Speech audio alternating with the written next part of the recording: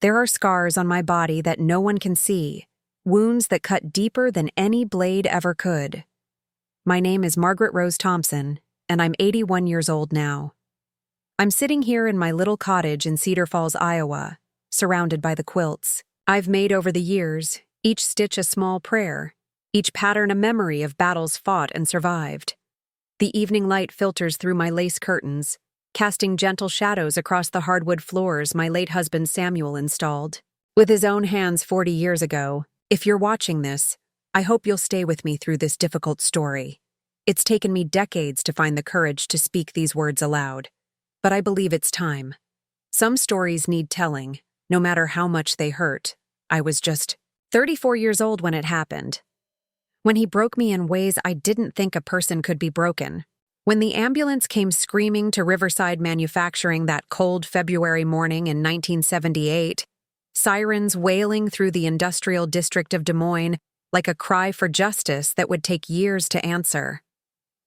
They found me unconscious on the concrete floor of the factory, blood pooling beneath my head, my supervisor standing over me with that same cold expression he'd worn for months as he systematically destroyed everything I'd worked so hard to build. The paramedic said later that I was lucky to be alive. But lying there in that hospital bed, machines beeping around me like electronic prayers, I didn't feel lucky at all. I felt broken, shattered, like someone had taken everything I believed about fairness and decency and ground it into dust beneath their heel. What I didn't know then, as I drifted in and out of consciousness, was that this moment would become the turning point not just in my life, but in the lives of dozens of other women who would find their voices because I finally found mine. But I'm getting ahead of myself.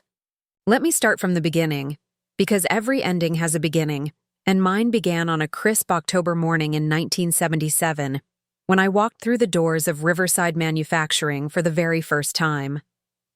Before we jump back in, tell us where you're tuning in from, and if this story touches you, make sure you're subscribed, because tomorrow I've saved something extra special for you. The classified ad in the Des Moines Register was small, tucked between advertisements for used cars and apartment rentals. Experienced seamstress wanted. Good pay, benefits. Apply in person at Riverside Manufacturing, 1247 Industrial Boulevard. I circled it with my pencil 3 times, my heart racing with possibilities I'd barely dared to dream. It was 1977, and I'd been widowed for 2 years. Samuel had died suddenly of a heart attack at 51, leaving me with our small house, a mortgage I could barely manage on my secretary's salary, and a burning need to prove I could survive on my own terms. The secretarial job at Henderson, insurance paid enough to keep the lights on and food on the table, but just barely. Every month was a careful calculation of what bills could wait and which ones couldn't. I'd learned to sew from my grandmother Emma, who had taught me that a woman's hands could create miracles with needle and thread. During the long evenings, after Samuel's funeral, when the silence in our house felt like a living thing pressing against my chest, I'd taken to sewing clothes for the neighbor children. Word spread quietly through our neighborhood about the woman on Maple Street who could make a dress look store-bought for half the price. Mrs. Patterson next door had been the one to suggest I look for factory work. "Margaret," she'd said over coffee one morning, her weathered hands wrapped around her mug, "you've got talent going to waste. My sister worked at one of those garment places during the war. Made good money, too. Better than what you're making answering phones for that insurance man." The idea terrified and thrilled me in equal measure. Factory work meant leaving the safe, predictable world of filing and typing for something unknown. But it also meant the possibility of real money, enough to fix the leak in my roof, and maybe even save a little for the future I was still trying to imagine without Samuel beside me. Riverside Manufacturing sat like a fortress on the edge of Des Moines' industrial district, its red brick walls stretching along the riverbank where the Des Moines River curved through the city. The building had been there since the 1940s, originally producing military uniforms during World War II, then transitioning to civilian clothing as the decades passed. 3 stories of windows reflected the morning sun as I parked my aging Ford Pinto in the employee lot, my hands trembling slightly as I checked my appearance in the rearview mirror. I'd chosen my outfit carefully, a navy blue dress that Samuel had always said brought out my eyes, practical but professional, with my hair pulled back in a neat bun that wouldn't interfere with machinery. I'd sewn the dress myself 2 years earlier, and wearing it felt like carrying a piece of my old confidence with me into this new world. The employment office was on the first floor, accessed through a side entrance marked with a simple sign, Personnel. The waiting room smelled of industrial cleaner and cigarette smoke, with green vinyl chairs arranged in neat rows facing a reception desk, where a young woman with perfectly feathered hair typed with impressive speed. "I'm here about the seamstress position," I told her, my voice sounding smaller than I'd intended in the echoing space. She looked up, taking in my appearance with the practiced eye of someone who'd seen hundreds of applicants. Experience? 23. Years of sewing, though mostly personal projects and alterations for neighbors. I'm very precise with my work, and I learn quickly. She handed me a clipboard thick with forms. "Fill these out completely. Mr. Davidson will see you when you're finished." The forms were more extensive than I'd expected. Personal history, employment background, emergency contacts, even questions about my health and whether I'd ever been treated for back problems or repetitive stress injuries. I answered everything honestly, my handwriting careful and neat, the way the nuns had taught me at Sacred Heart Elementary 40 years earlier. While I wrote, other applicants came and went. Most were women, ranging from teenagers who looked barely out of high school to women in their 50s with tired eyes and worn shoes. A few men applied for what the receptionist called cutting and pressing positions. Their conversations peppered with complaints about layoffs at other factories and the difficulty of finding steady work. "Mrs. Thompson?" A tall man in his 40s emerged from an inner office, his brown hair receding but his handshake firm and professional. "I'm Jack Davidson, personnel manager. Would you come in, please?" His office was cramped but organized, with filing cabinets lining one wall and a window that looked out over the factory floor. Through the glass, I could see dozens of women bent over sewing machines, their hands moving in the practiced rhythm of industrial production. The sound was muffled but constant, a mechanical symphony that would become the soundtrack to the next phase of my life. "Your application looks good, Mrs. Thompson. 23 years of sewing experience is impressive, even if it's not industrial. Tell me, why are you interested in factory work?" I'd practiced this answer, but sitting in his office with the reality of the decision before me, the words came from a deeper place than rehearsal. "My husband passed away 2 years ago, Mr. Davidson. I need work that can support me long-term, not just pay the immediate bills. I believe in the dignity of making things with your hands, and I'd like to be part of something bigger than myself." He nodded, making notes on a pad of paper. "The work here is demanding. Quotas to meet, quality standards to maintain. It's not like sewing at home where you can take your time to get every stitch perfect. Can you handle working under pressure?" I managed a household and helped my husband with his carpentry business for 15 years while holding down a secretarial job. "I think I understand pressure, Mr. Davidson." Something in my tone must have convinced him, because he smiled for the first time during our conversation. "The position starts at $4.25 an hour, 8-hour shifts, 5 days a week. Health insurance. After 90 days, 2 weeks paid vacation after a year. When can you start?" $4.25 an hour was more than I'd ever earned in my life, nearly double what Henderson Insurance paid me. I tried to keep the excitement out of my voice as I answered, "I can give my current employer 2 weeks' notice. Would October 24th work? Perfect. Report to the main floor at 7 a.m. sharp. Ask for Linda Martinez. She's our floor supervisor. She'll get you oriented and assign you to a station." He stood, extending his hand again. "Welcome to Riverside Manufacturing. Mrs. Thompson, I think you'll fit in well here." Walking back to my car, I felt a lightness I hadn't experienced since Samuel's death. Real work, good pay, and the chance to use skills I'd been developing my entire life. I stopped at Thompson's grocery on the way home and bought the ingredients for pot roast, a small celebration meal that Samuel and I had shared on special occasions. That evening, I called my sister Helen in Cedar Rapids to share the news. Factory work, Margaret? Are you sure that's wise at your age? Those places can be rough, especially for women alone. I'm 34, Helen, not 64. And I'm stronger than I look. I just worry about you, that's all. Ever since Samuel died, you've been so determined to prove you can handle everything yourself. Because I can handle it myself. I have to. After we hung up, I sat in Samuel's old chair by the window, watching the leaves fall in our small backyard. The maple tree he'd planted when we first bought the house was fully grown now, its branches reaching toward the house like protective arms.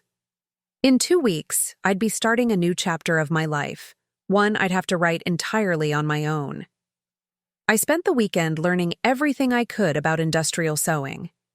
I visited the public library and checked out books about garment manufacturing, studied diagrams of commercial machines, and even drove past Riverside Manufacturing on Sunday afternoon to watch the shift change and get a sense of the rhythm of factory life.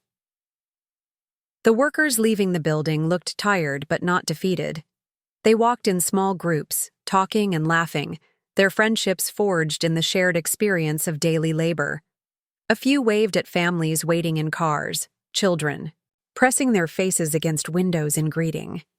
It looked like a community, and after 2 years of profound loneliness, the idea of belonging somewhere again filled me with hope. My last day at Henderson Insurance was bittersweet. Mr. Henderson himself, a kind man in his 60s who'd given me the job when I desperately needed it, called me into his office for a final conversation. I won't pretend I'm not sorry to lose you, Margaret. You've been the best secretary we've ever had. But I understand why you're leaving. Just promise me something. If things don't work out at the factory, if you need a reference or even want your old job back, you call me. A woman of your caliber deserves every opportunity to succeed. His words stayed with me as I cleaned out my desk and said goodbye to the comfortable routine that had sustained me through the worst period of my life. Change was frightening, but it was also necessary. I was ready to discover what I was truly capable of when given the chance to prove myself. The night before my first day at Riverside Manufacturing, I laid out my clothes carefully. Sturdy shoes that could handle concrete floors, comfortable pants that wouldn't catch in machinery, and a blouse that projected competence without being too formal. I set my alarm for 5:30 a.m., allowing plenty of time to arrive early and make a good impression. As I turned off the light and settled into bed, I whispered a prayer Samuel and I had shared every night of our marriage. Thank you for this day, and bless us with the strength for tomorrow. Tomorrow would be the beginning of everything, though I had no way of knowing how dramatically my life was about to change, or how the man I would meet on that factory floor would test every ounce of strength I possessed. Preparing and narrating. This story took us a lot of time, so if you are enjoying it, subscribe to our channel. It means a lot to us. Now back to the story. October 24th, 1977 dawned crisp and clear, with frost covering the windshield of my Ford Pinto like nature's own lace doily. I arrived at Riverside Manufacturing at 6:45 am, 15 minutes early, clutching my small lunch bag and a thermos of coffee that I'd packed the night before.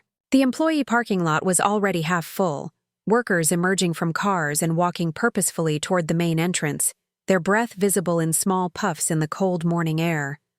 The main floor of the factory was a revelation.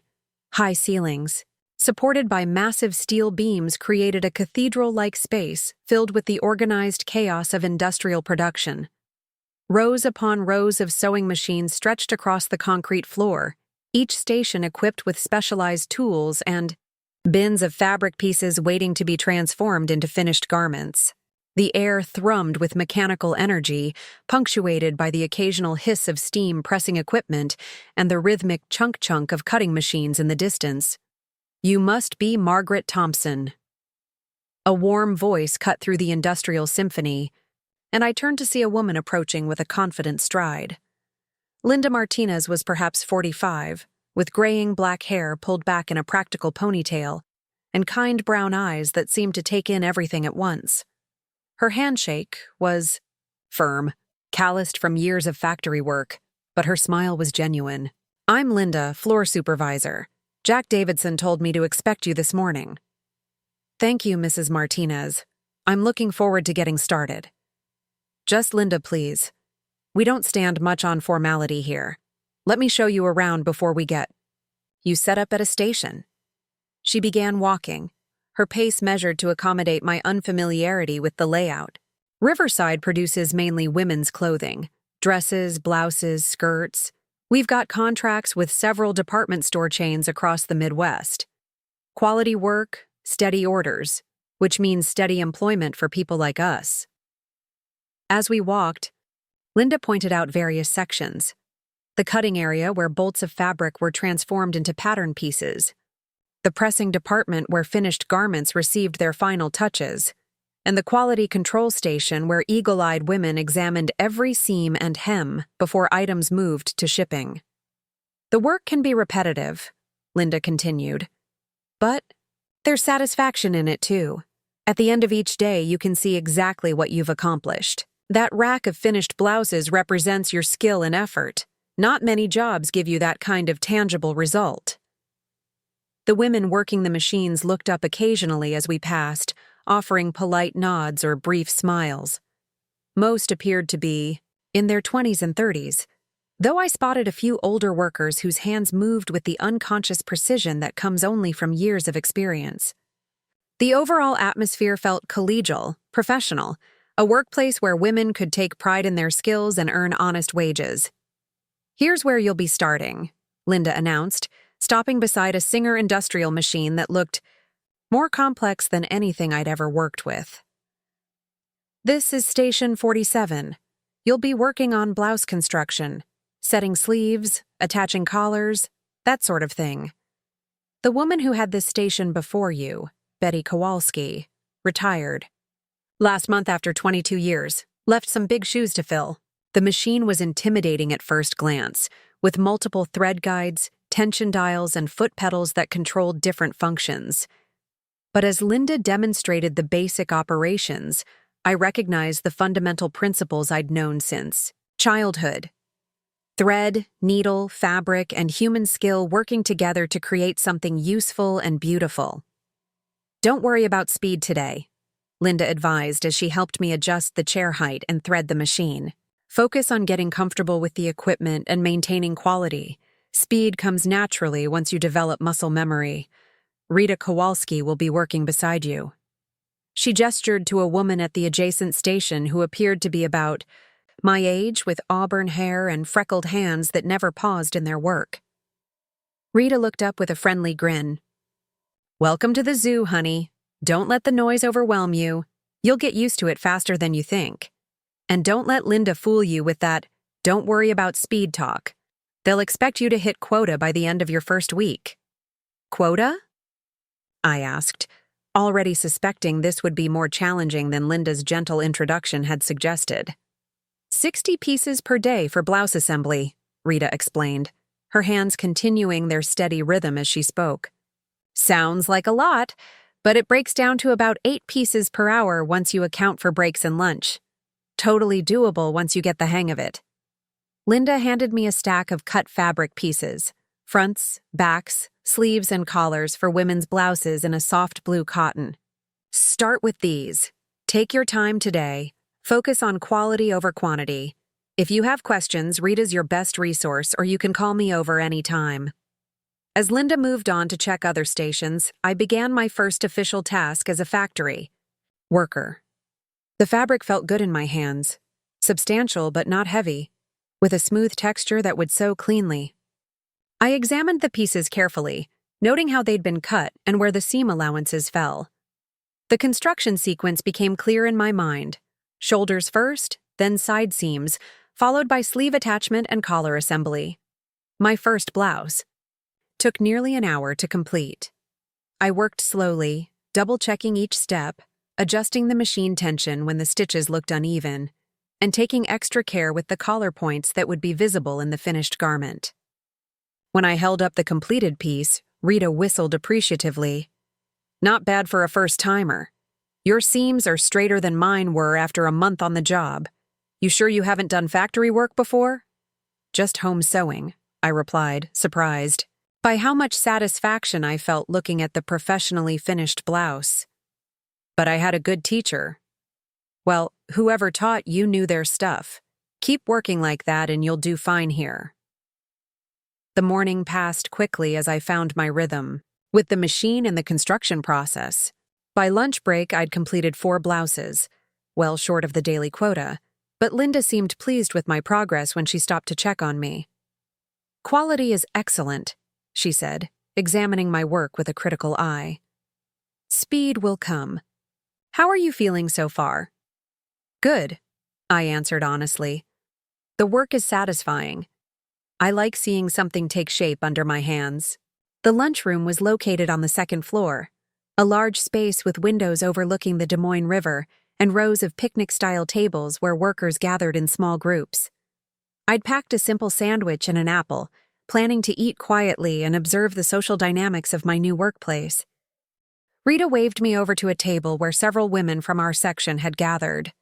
"Ladies, meet Margaret Thompson, Betty's replacement. Margaret, this is Carol, Susan, and Diane, your partners in crime." The conversation flowed easily around. Topics both work-related and personal.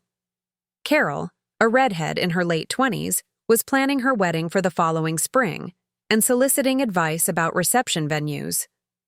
Susan, who looked to be the oldest of the group at perhaps 50, shared stories about her teenage daughter's college applications. Diane, barely 21, was saving money to buy her first car.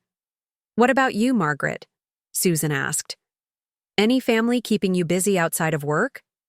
"My husband passed away 2 years ago," I said simply. "It's just me now." The table fell silent. For a moment, the easy chatter replaced by sympathetic expressions. Then Carol reached across to pat my hand gently. "I'm sorry for your loss. That must be incredibly difficult." "It was, still is sometimes, but I'm learning to build a new kind of life. This job is part of that." "Well, you've come to the right place," Diane said with characteristic young optimism. "The women here look out for each other. It's like having a second family." As if to prove her point, Susan opened a small container and offered me a homemade chocolate chip cookie. "My daughter made these last night. She's practicing for her home economics class." The afternoon shift brought new challenges as I attempted to increase my pace while maintaining quality. Linda had assigned me a different style of blouse with more complex collar construction, and I found myself concentrating intensely on each step. The repetitive motions were beginning to feel more natural, and I was pleased to complete 6 more pieces before the end of the day. 10 pieces total, Rita calculated as we cleaned our stations at quitting time. "That's actually impressive for a first day. I think I managed 7 when I started, and 2 of those had to be redone." As workers began shutting down their machines and gathering their belongings, I noticed a man in a dark suit making his way across the factory floor. He was tall and broad-shouldered, probably in his early 40s, with black hair slicked back, and eyes that seemed to catalog everything they saw. Something about his presence changed the atmosphere around him. Conversations became quieter, movements more purposeful, as if everyone was suddenly conscious of being observed. "Who's that?" I asked Rita quietly. She followed my gaze and her expression darkened slightly. "Vincent Dalton, assistant production manager. Been here about 6 months, transferred from the Waterloo plant." She lowered her voice even further. "Word is, he's being groomed for bigger things. Maybe plant manager eventually. Real ambitious type. He seems to make people nervous. Let's just say he has very definite ideas about how things should run. Real focused on numbers and efficiency." Rita finished gathering her things and stood. "Anyway, you probably won't have much interaction with him at our level. Management usually deals with supervisors like Linda. not individual machine operators. As we walked toward the employee exit, I caught Vincent Dalton's eye briefly. He was standing near the quality control station, reviewing paperwork with one of the inspectors, but his gaze flicked toward me with unmistakable interest. Not the kind of interest that flatters a woman, but the calculating assessment of someone cataloging new information for future use. He nodded curtly in my direction, a gesture that seemed more acknowledgement than greeting, and I nodded back politely, before following Rita through the exit doors. Something about that brief encounter left me unsettled, though I couldn't articulate exactly why. "See you tomorrow, Margaret," Rita called as we reached our cars. "You did good today. Really good." Driving home through the familiar streets of my neighborhood, I reflected on my first day as a factory worker. The work itself had been satisfying in ways I hadn't expected. There was something deeply appealing about the combination of skill, concentration, and tangible results that industrial sewing provided. The women I'd met seemed genuinely welcoming, and Linda Martinez struck me as a fair and competent supervisor. Yet that brief encounter with Vincent Dalton lingered in my mind, like a discord in an otherwise harmonious symphony. Perhaps it was simply the natural unease of meeting someone in authority on my first day, or maybe it was the way the other workers had subtly shifted their behavior in his presence. Whatever the reason, I made a mental note to be especially professional and competent whenever our paths crossed in the future. That evening, I called Helen to report on my first day. "It went well," I told her honestly. "The work is challenging but manageable, and the women seem nice. I think I'm going to like it there." "I'm glad, Margaret. You sound happier than you have in months. Just be careful, will you? Factories can be unpredictable places." Her words proved more prophetic than either of us could have imagined. As I prepared for bed that night, laying out my clothes for the next day and setting my alarm, I felt optimistic about the future for the first time since Samuel's death. I had no way of knowing that Vincent Dalton had already marked me as someone worth watching, or that my competence and quiet confidence would soon make me a target rather than an asset. The trap was being set, though I wouldn't recognize it until it was far too late to escape. 3 weeks into my employment at Riverside Manufacturing, I'd settled into a comfortable routine. My daily quota was no longer a challenge. I consistently produced 65 to 70 pieces per day, earning nods of approval from Linda Martinez and genuine respect from my coworkers. The work had become second nature, my hands moving, with increasing confidence across the fabric, while my mind could wander to other thoughts. Weekend plans, grocery lists, or memories of Samuel that no longer brought sharp pain, but gentle melancholy. It was on a gray November morning, with the first real snow of the season dusting the factory windows, that Vincent Dalton made his first direct move. I was threading a particularly challenging collar construction when his shadow fell across my workstation.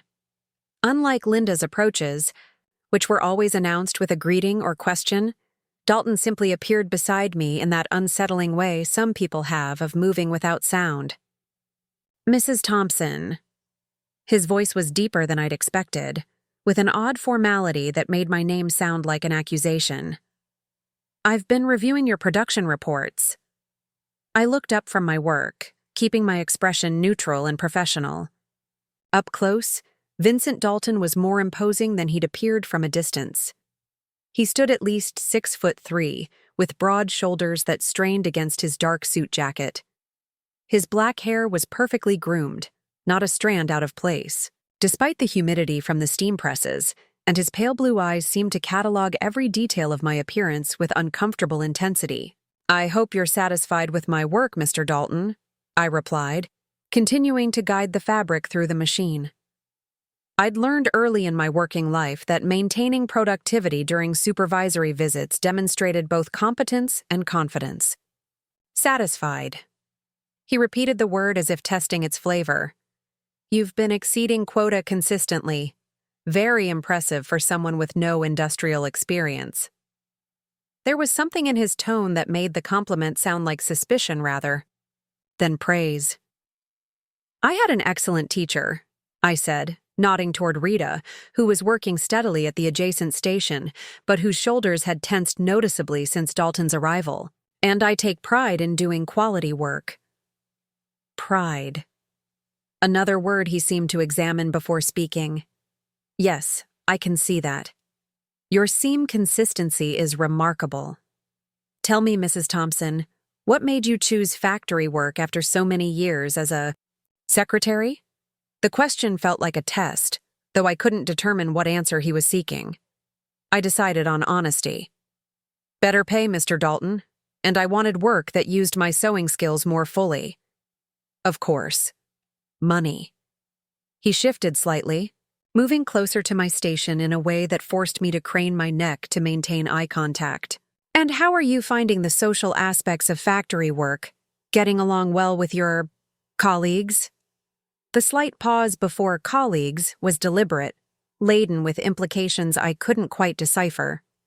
I glanced around the floor, noting that several other women had slowed their work to listen to our conversation. Unusual attention for a routine supervisory check. Everyone has been very welcoming, I answered carefully. Linda is an excellent supervisor, and my coworkers have been helpful and friendly. Friendly. He smiled, but the expression never reached his eyes. That's important, isn't it? Workplace harmony. Though sometimes, Mrs. Thompson, too much comfort can lead to complacency. Don't you agree? Before I could formulate a response, Linda Martinez appeared at his elbow with the determined stride of someone intervening in a situation. Vincent, I need to speak with you about the Patterson Brothers order. We've got some timeline issues that require management input. Dalton's jaw tightened almost imperceptibly, annoyance flashing across his features before his professional mask reasserted itself. Of course, Linda. Mrs. Thompson, continue your excellent work. I'm sure we'll have occasion to speak again soon, as he walked away with Linda. His hand briefly touched the small of her back in a gesture that looked casual, but made Linda's entire body stiffen. I watched their retreating figures with a growing sense of unease, noting how Linda's usual confident posture had become guarded and defensive. You okay, honey? Rita's voice was barely above a whisper, her head bent over her work as if we were discussing thread tension rather than the uncomfortable encounter we'd all witnessed. I think so. That was odd. Vincent Dalton doesn't make social calls, Rita said quietly. When he singles someone out for personal attention, it's usually not good news. Just keep your head down and your production numbers up. That's the best way to avoid trouble with his type. The rest of the morning passed without incident, but I found myself glancing toward the supervisory offices more frequently than usual.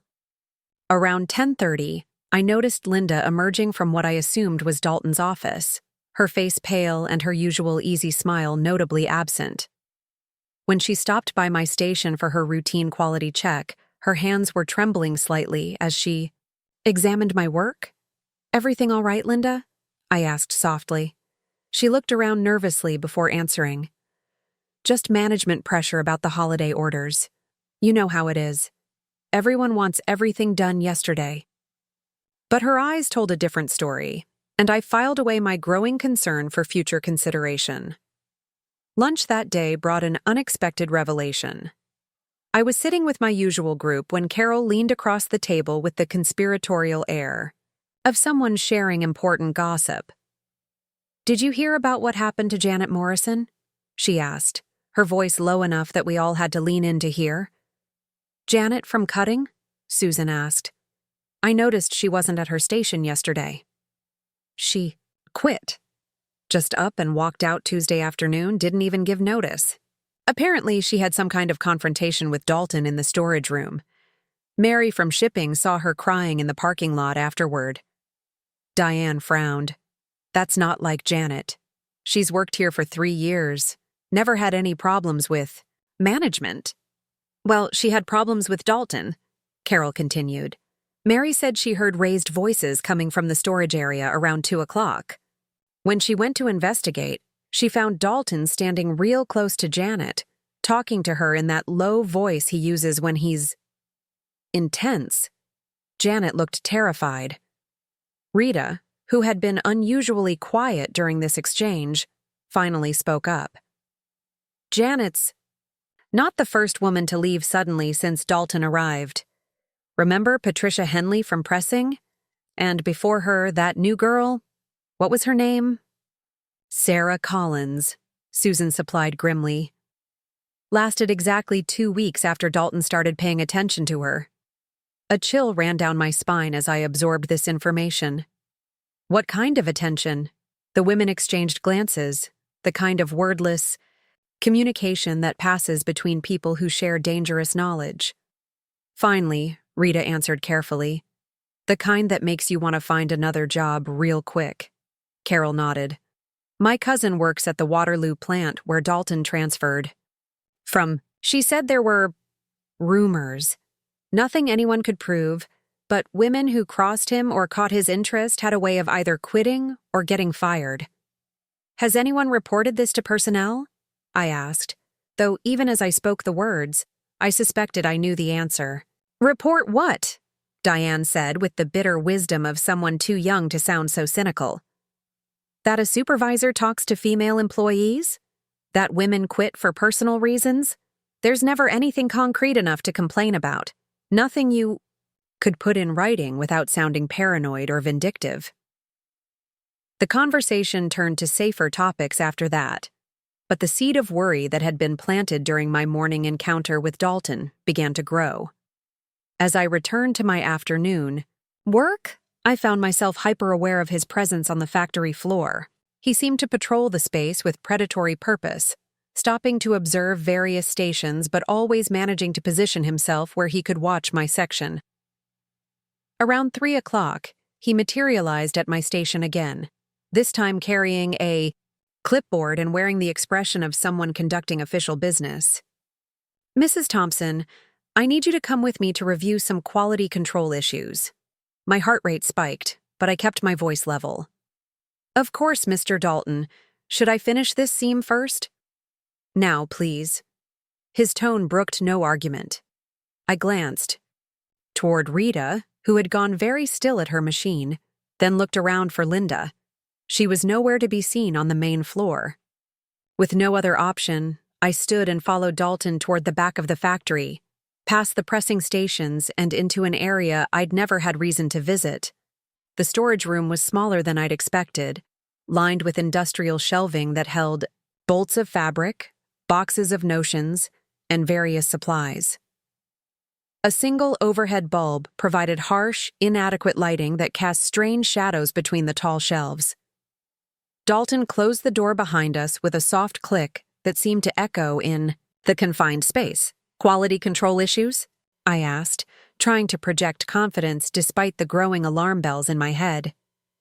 He moved closer, close enough that I could smell his cologne, something expensive and overpowering that made the small room feel even more claustrophobic. Actually, Mrs. Thompson, I wanted to discuss your attitude. My attitude? I kept my back straight and my voice steady, though every instinct was screaming at me to find a way out of this room. You seem to think you're special, better than the other women here.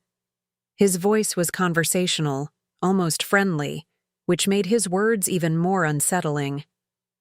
Your production numbers, your perfect seams, the way you carry yourself like you're doing us a favor by working here. I don't think I'm better than anyone, Mr. Dalton. I simply try to do my job well. Your job. He stepped closer still, forcing me to back against a shelf of fabric bolts. Do you know what your job really is? Mrs. Thompson?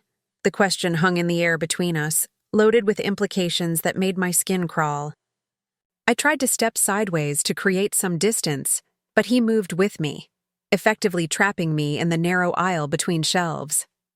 My job is to sew garments according to specifications and meet production quotas, I said, proud that my voice remained steady. No. The single word was spoken softly, almost gently, but with absolute authority. Your job is to do exactly what I tell you to do, when I tell you to do it, without question or complaint. Do you understand me? His hand reached out as if to touch my arm, and I jerked backward so violently that I knocked a bolt of fabric off the shelf. It hit the concrete floor with a muffled thud that seemed unnaturally loud in the small space. "Don't touch me," I said, my voice sharper than I'd intended. The change in his expression was instantaneous and terrifying. The mask of professional courtesy vanished, replaced by something cold and predatory that made my blood freeze. "Don't touch you?" He repeated my words with mock surprise. "Mrs. Thompson, I think you're confused about your position here, about what you can and cannot demand." Before I could respond, the storage room door opened and Linda Martinez appeared, her face a mixture of relief and apprehension. "Vincent, I've been looking for you. We need to discuss the shipping schedule for tomorrow's orders." Dalton stepped back immediately, his professional demeanor snapping back into place like a mask being repositioned. "Of course, Linda. Mrs. Thompson and I were just finishing our discussion about quality standards." He turned to me with a smile that was all teeth and no warmth. "I trust you found our conversation enlightening." I nodded mutely, not trusting my voice, and hurried past him toward the door. As I stepped into the corridor, I heard him speak quietly to Linda.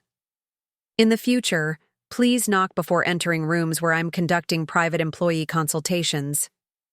Back at my station, my hands shook so badly that I had to stop working until I could regain control. Rita glanced over with concern, but didn't speak. The factory floor was too public for the conversation we both knew we needed to have. Instead, she simply moved her chair a few inches closer to mine, a small gesture of solidarity that meant everything. The remaining 2 hours of my shift crawled by with agonizing slowness. Every time I saw Dalton's figure in my peripheral vision, my stomach clenched with anxiety. He didn't approach my station again, but I could feel his attention like a weight on my shoulders, a constant reminder that I had somehow become a target in a game whose rules I didn't understand. As quitting time approached, I realized with crystalline clarity that my comfortable routine at Riverside Manufacturing was over. Whatever had happened in that storage room was just the beginning, and I was going to need all the strength and intelligence I possessed to survive what was coming. The trap hadn't just been set, I'd walked directly into it, and Vincent Dalton was already tightening the snare. The weekend following my encounter with Vincent Dalton in the storage room passed in a haze of anxiety and sleepless nights. I found myself jumping at every unexpected sound. The neighbor's dog barking, a car door slamming, even the familiar creak of my old house settling in the November cold. By Sunday evening, I'd made a decision that felt both necessary and terrifying. I was going to report what had happened to personnel.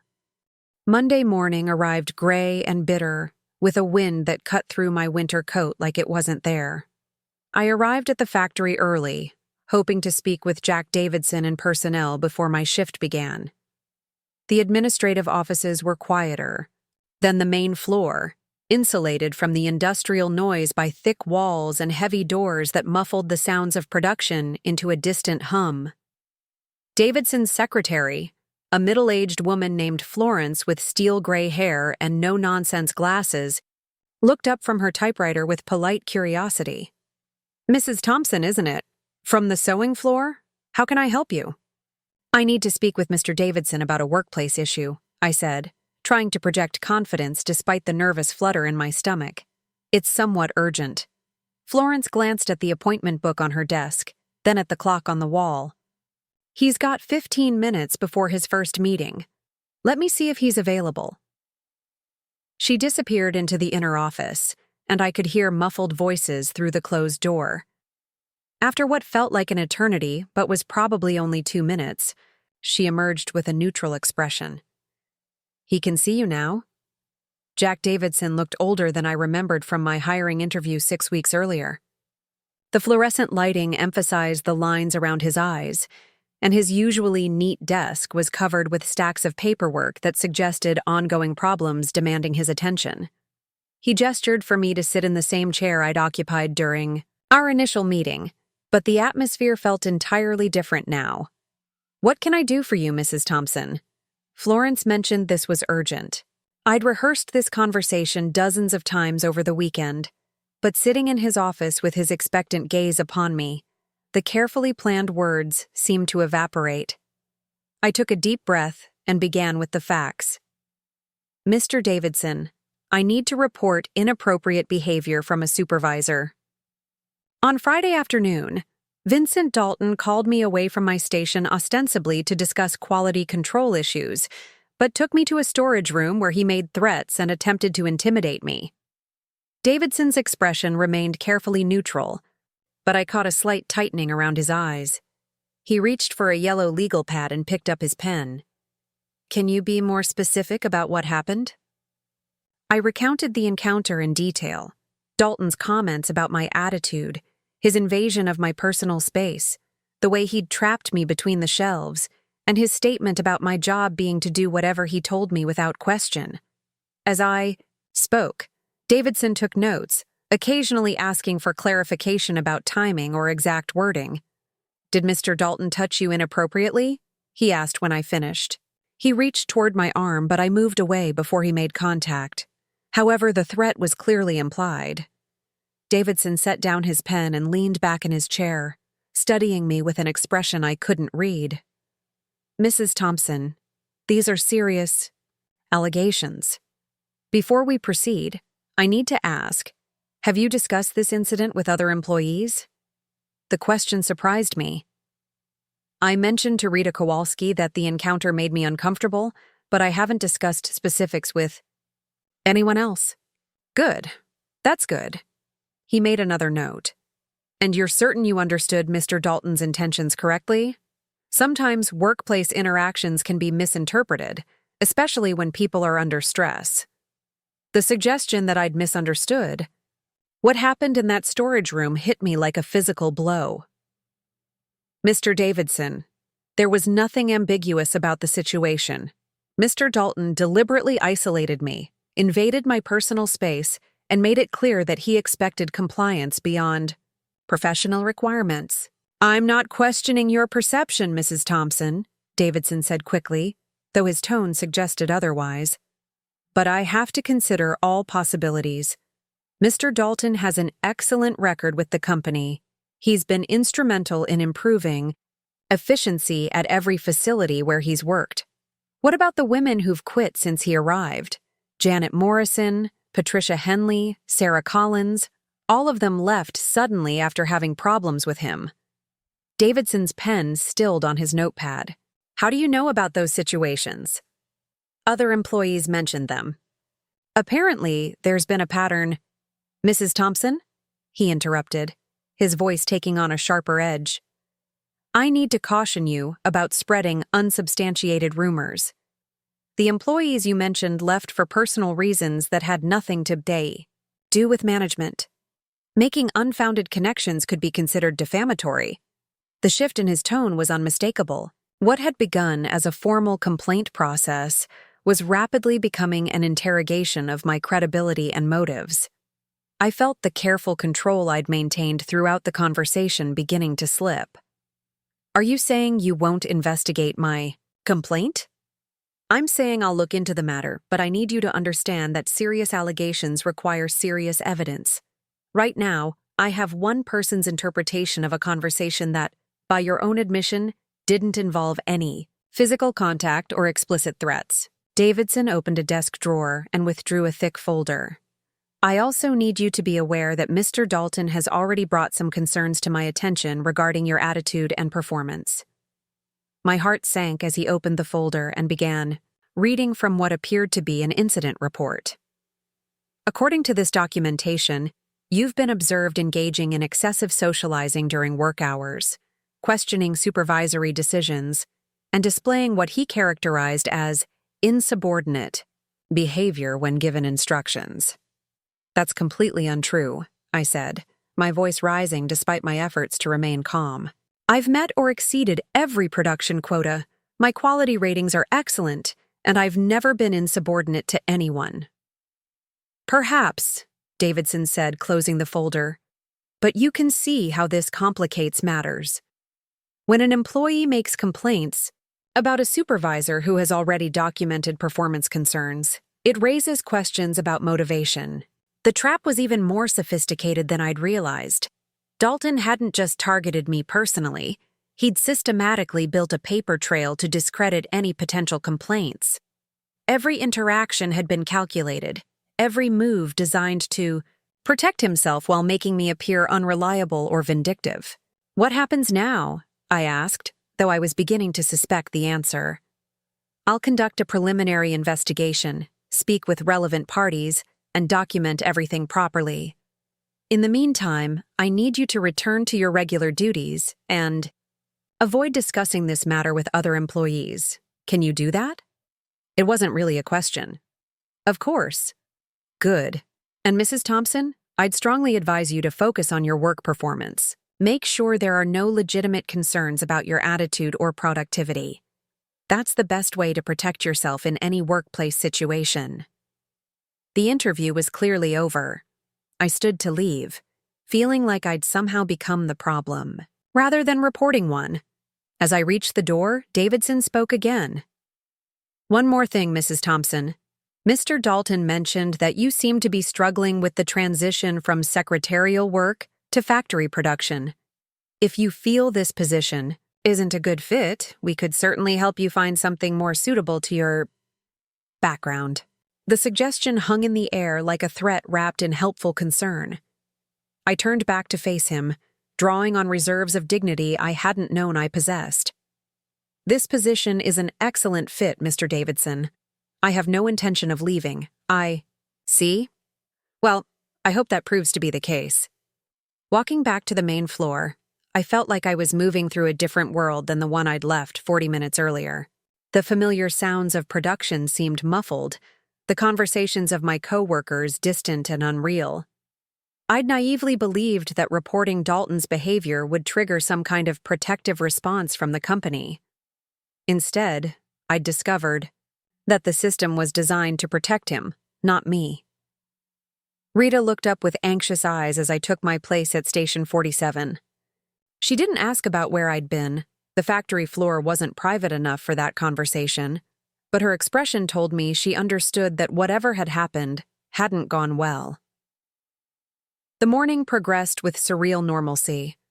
I worked my quota, maintained quality standards, and participated in the routine interactions that made up factory life. But underneath the surface activity, I was processing the reality of my situation with growing clarity.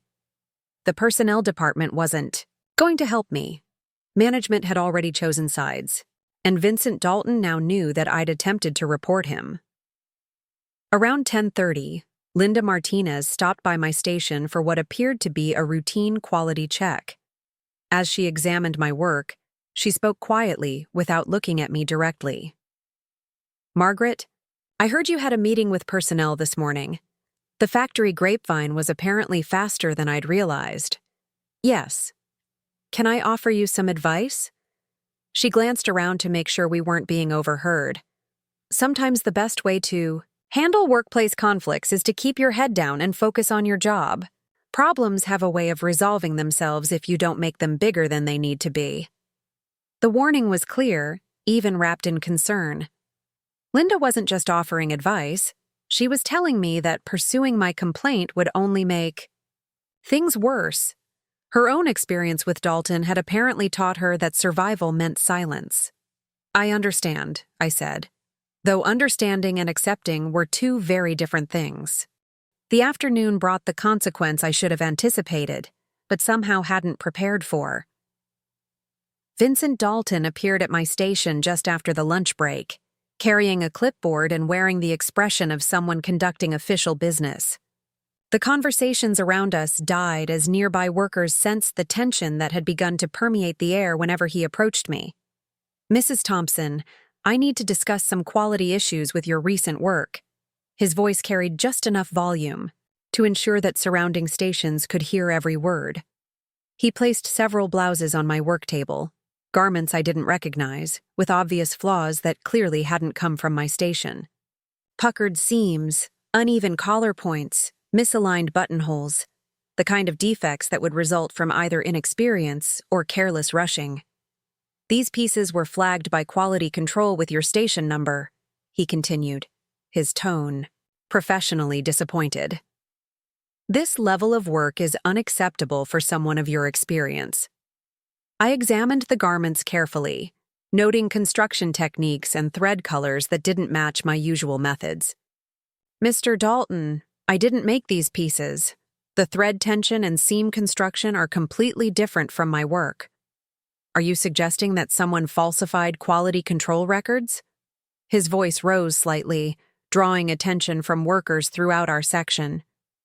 That's a very serious accusation, Mrs. Thompson. The trap was closing with mechanical precision. Deny the charges, and I'd be accused of questioning the integrity of the quality control system. Accept them, and I'd be admitting to substandard work that could justify disciplinary action or termination. I'm simply stating that these pieces didn't come from my station, I said, keeping my voice level despite the humiliation of this public confrontation. I see.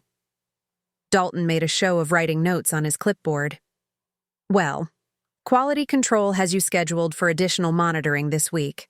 Supervisor Martinez will be checking your work hourly to ensure we don't have any further problems. He gathered the defective garments and walked away, leaving me to face the curious and sympathetic glances of my coworkers.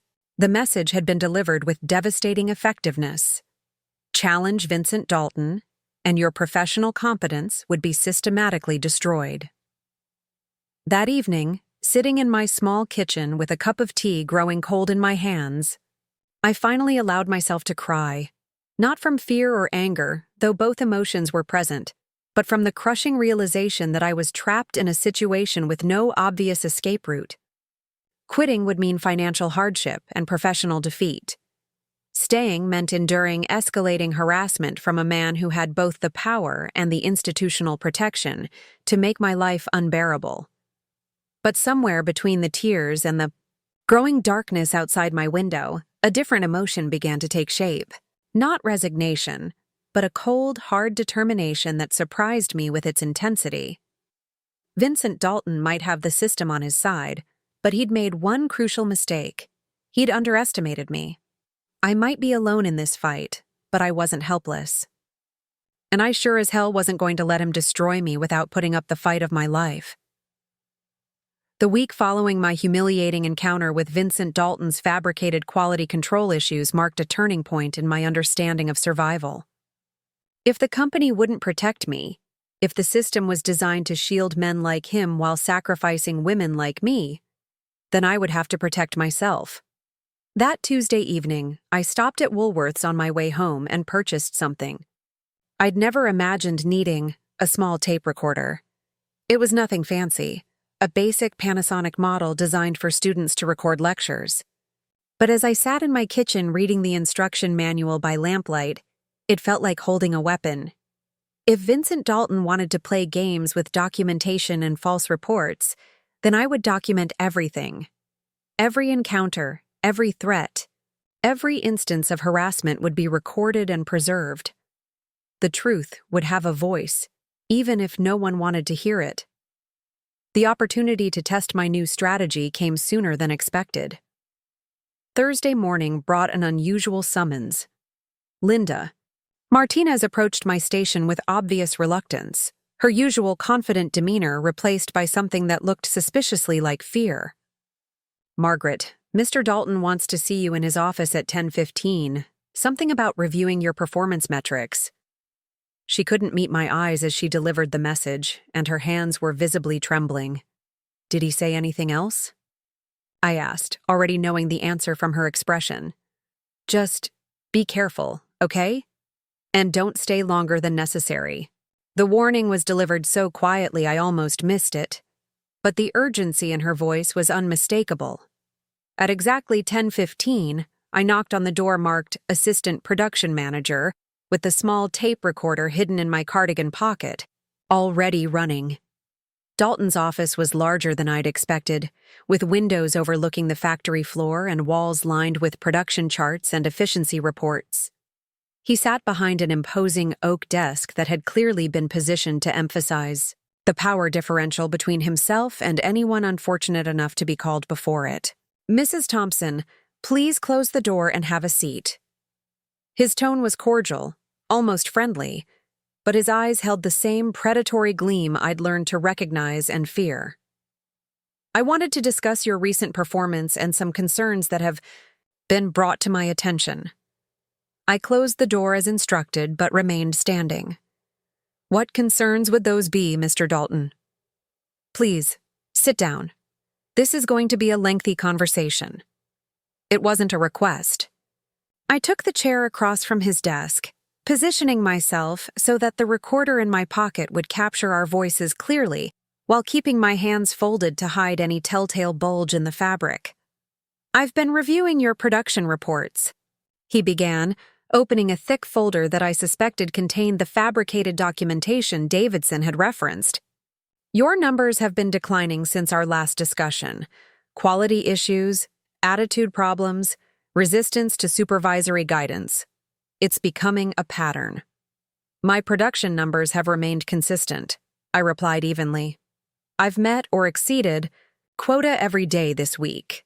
"Have you?" He smiled that cold smile I'd come to hate. "Because the reports I'm seeing tell a different story. Yesterday, for instance, you were observed taking extended breaks, engaging in non-work-related conversations, and displaying obvious hostility toward management directives." Each lie was delivered with such conviction that I found myself questioning my own memory for a moment. But the recorder in my pocket gave me strength. Let him lie. I was capturing every word. "Who made these observations?" I asked. "That's not your concern. What should concern you is the fact that we're approaching the end of your probationary period, and based on current performance, I'm not confident you're a good fit for this position." The threat was clear. Comply with whatever he demanded, or lose my job. I thought of my mortgage payments, my modest savings account, the independence I'd fought so hard to achieve since Samuel's death. Then I thought of Janet Morrison crying in the parking lot, of Patricia Henley and Sarah Collins, of all the women who'd been broken by this man's systematic cruelty. "I believe there's been a misunderstanding about my performance, Mr. Dalton. I'd like to request a meeting with Mr. Davidson to review the actual production data." His expression shifted subtly, amusement replacing the false concern. "I'm afraid that won't be necessary. You see, Mr. Davidson and I have already discussed your situation extensively. He's given me full authority to handle your case as I see fit." Dalton stood and walked around the desk, positioning himself between me and the door in a move that was clearly calculated to increase my sense of vulnerability. "Mrs. Thompson, I think it's time we had an honest conversation about your future." "Here! I thought that's what we were having." "No, what we've been having is a polite fiction. Now I want to talk about reality." He moved closer, close enough that I could smell that overpowering cologne again. "The reality is that you don't belong here. You're too old, too set in your ways, too unwilling to adapt to the demands of industrial work. But I'm willing to help you transition out gracefully." "How generous of you." The sarcasm in my voice was apparently the wrong response. His face darkened, and when he spoke again, his voice carried an edge of genuine anger. "Don't test me, Margaret. You have no idea what I'm capable of when crossed." He reached out and placed his hand on my shoulder, his fingers digging in just hard enough to cause discomfort without leaving visible marks. "There are two ways this can go. The easy way, where you submit your resignation citing personal reasons, or the hard way, where you're terminated for cause and find yourself unemployable in this industry." I tried to shrug away from his grip, but his fingers tightened. "Or," he continued, his voice dropping to a whisper, "we could explore a third option, one that might be mutually beneficial." The implication in his words made my skin crawl, but I forced myself to remain still, to keep the recorder running, to capture this moment of revealed intention. I'm not interested in any option that involves compromising my professional integrity. Professional integrity? He laughed, a sound devoid of any warmth or humor. You think you have professional integrity? You're a widow playing dress-up in a man's world, pretending you belong somewhere you'll never be anything more than a nuisance. His hand moved from my shoulder to my throat, not squeezing but resting there in a gesture that was unmistakably threatening. Let me explain something to you, Margaret. I could destroy your life in a dozen different ways, and no one would lift a finger to stop me. Do you understand that? The contact triggered something primal in me, not fear, but fury. I stood abruptly, breaking his grip and stepping back toward the wall. Take your hands off me. Or what? The question was asked with genuine curiosity, as if he found my defiance amusing rather than concerning. You'll report me? We've seen how well that worked out for you. Before I could respond, he was moving toward me again, backing me against the wall with deliberate steps. You know what I think, Margaret? I think you came here looking for exactly this kind of attention. A lonely widow, desperate for male attention, manufacturing drama to get noticed. That's disgusting and completely untrue. Is it? He placed one hand against the wall beside my head, effectively trapping me in the corner. Because from where I'm standing, it looks like you've been asking for this from the moment you walked through our doors. The recorder was still running in my pocket, capturing every word of his escalating verbal assault. But as his free hand reached toward my face, I realized that documentation might not be enough to save me from whatever he planned to do next. Don't.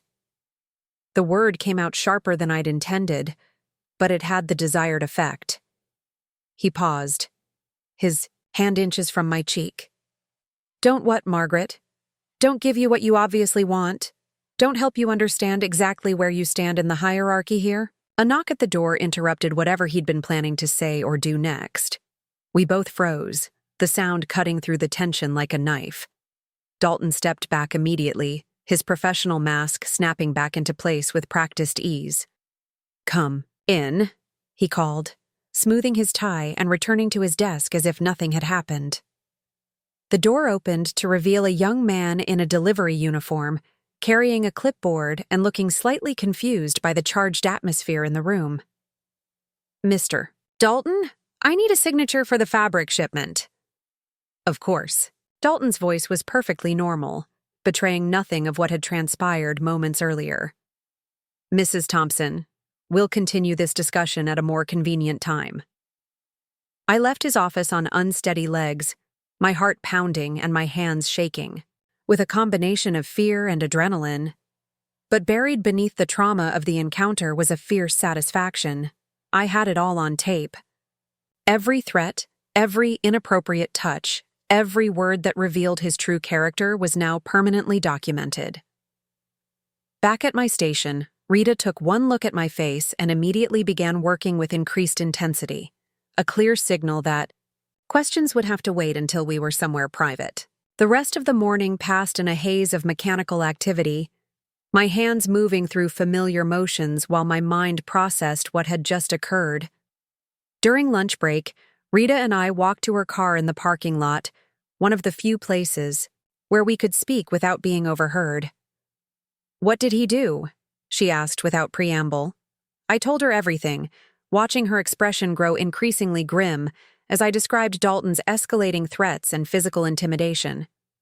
When I finished, she was quiet for a long moment, staring out at the industrial landscape beyond the factory gates. Margaret, you need to get out of here. Find another job, move to another city if you have to. Men like Dalton don't stop escalating until they get what they want or destroy what they can't have. I can't run away, Rita. This job is all I have. This job isn't worth your life, honey. And that's what we're talking about here. Your life. I've seen what happens to women who try to fight men like him. It doesn't end well.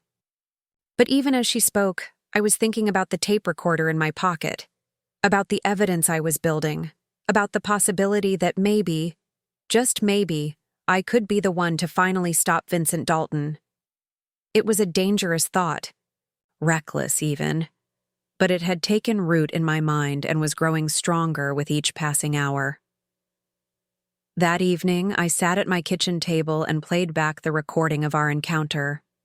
Hearing Dalton's threats and thinly veiled propositions in the safety of my own home, I felt my resolve crystallize into something harder and more determined than mere survival instinct. This wasn't just about me anymore.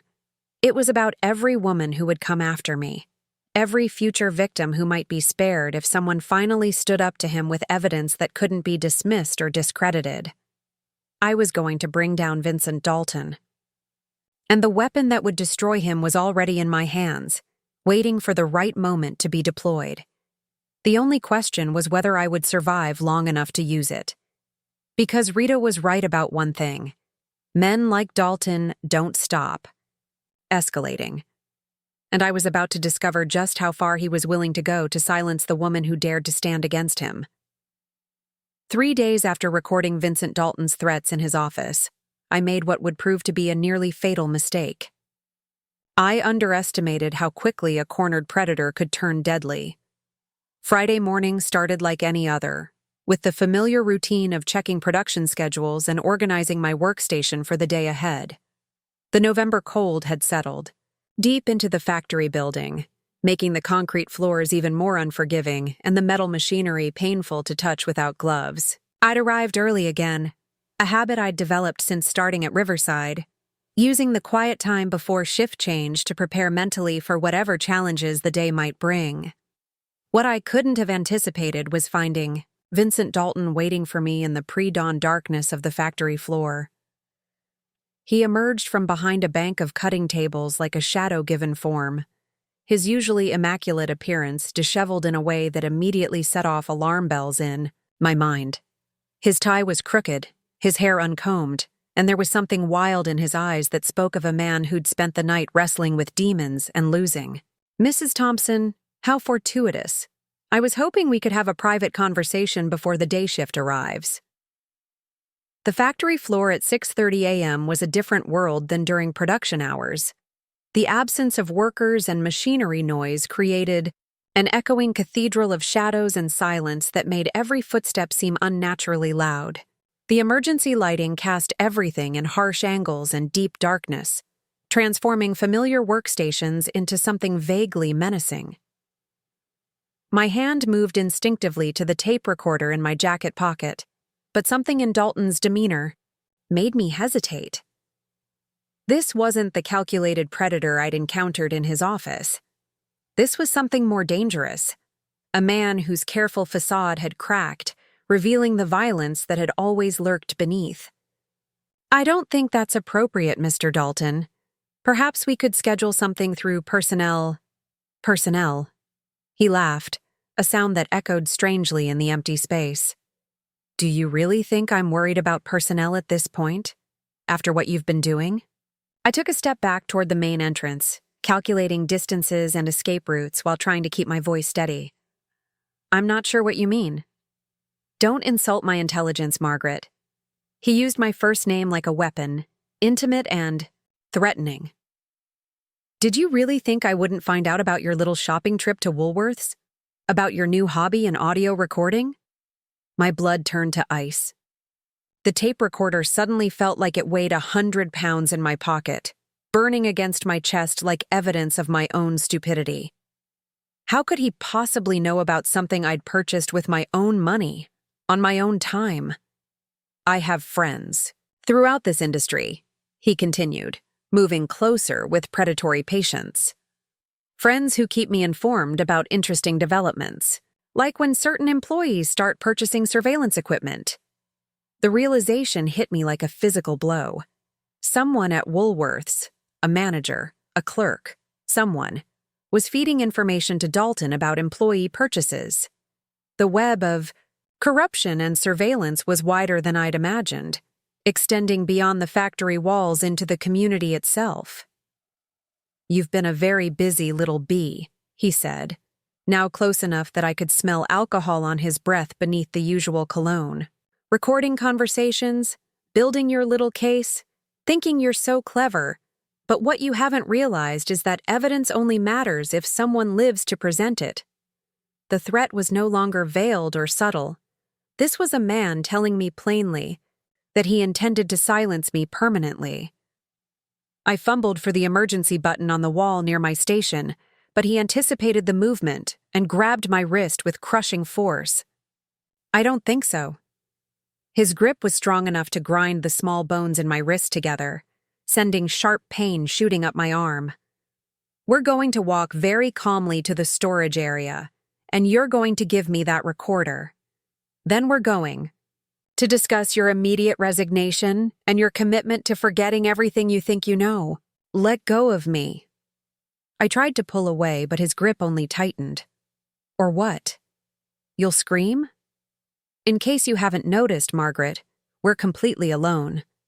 The security guard makes his rounds every 2 hours, and the morning shift doesn't start for another 45 minutes. Plenty of time for us to reach an understanding. He began forcing me toward the back of the factory, his grip on my wrist never loosening despite my attempts to break free. The storage area loomed ahead like a cave mouth, dark and isolated from any possible help. Everything in my body screamed against entering that space with him, knowing that whatever happened there would be far worse than anything I'd experienced so far. Please, I said, abandoning pride for survival. Whatever you want, we can work something out. You don't have to do this. But I do, he replied with chilling calm. You see, Margaret, you've created a problem that can only be solved one way. You know too much.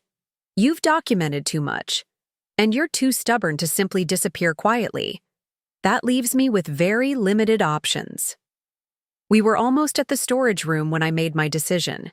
Better to fight here, in the open space of the factory floor, than allow him to drag me into that isolated room where anything could happen. I planted my feet and threw my full weight backward, finally breaking his grip on my wrist. The sudden freedom caught him off guard, and I managed to put several feet between us before he recovered. But instead of pursuing me immediately, he stood, still, watching me with the patience of a predator who knew his prey had nowhere to run. That was foolish, Margaret. Now you've just made this harder on yourself. I backed toward my workstation, hoping to reach the emergency button or find some kind of weapon among the tools and equipment. But Dalton moved with surprising speed. For a man his size, cutting off my escape route and cornering me against a bank of sewing machines. Give me the recorder, he demanded, extending his hand. Now. No. The single word seemed to hang in the air between us, a final line drawn in, an invisible sand. I watched his expression change from controlled menace to pure rage, the last vestiges of civilized behavior falling away like a mask removed. No? He repeated the word as if he'd never heard it before. Did you just tell me no? What happened? Next occurred with the horrifying speed of violence unleashed. He lunged forward, his hands reaching for my throat, and I threw myself sideways to avoid his grasp. My shoulder slammed into the corner of a cutting table, sending bolts of fabric cascading to the floor, but I managed to stay upright and moving. The next several minutes, a deadly game of cat and mouse played out among the industrial equipment. I dodged between machines, using the familiar layout of the factory floor to my advantage, while he pursued me with increasing fury. His breathing became labored, his movements less calculated and more desperate. You can't run forever, he called out, his voice echoing off the concrete walls. There's nowhere to go, and no one coming to help you. He was right, and we both knew it. The factory was a maze, but it was a maze with limited exits, all of which he could monitor from his position. Eventually, exhaustion or a misstep would give him the advantage he needed. That moment came when my foot caught on a piece of fallen fabric, sending me stumbling against a pressing station. I managed to catch myself on the edge of the equipment, but the brief loss of balance was enough. Dalton closed the distance between us in 3 quick strides, his hand closing around my arm like a vice. Got you, he breathed, and there was something triumphant and terrible in his voice. This time, his grip was inescapable. He began dragging me toward the storage area again, my feet sliding on the smooth concrete as I fought against his superior strength. Desperation gave me a burst of energy, and I managed to grab a heavy fabric scissors from a nearby table. "Let me go!" I swung the scissors toward his arm, not aiming to cause serious injury, but hoping the threat would make him release me. The blade caught the sleeve of his suit jacket, tearing the expensive fabric but barely scratching the skin beneath. The minor wound seemed to trigger something savage in him, and his other hand came around in a vicious backhand that caught me across the face with stunning force. Stars exploded across my vision, and I staggered backward, losing my grip on the scissors. The taste of blood filled my mouth, and I could feel warmth running down my chin from my split lip. But even dazed, I kept moving, kept fighting, because stopping meant accepting whatever he planned to do to me in that storage room. "That's enough!" he roared, his composure completely shattered.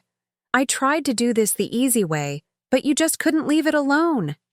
He came at me again, and this time there was no calculation in his movements, only rage and the intent to hurt.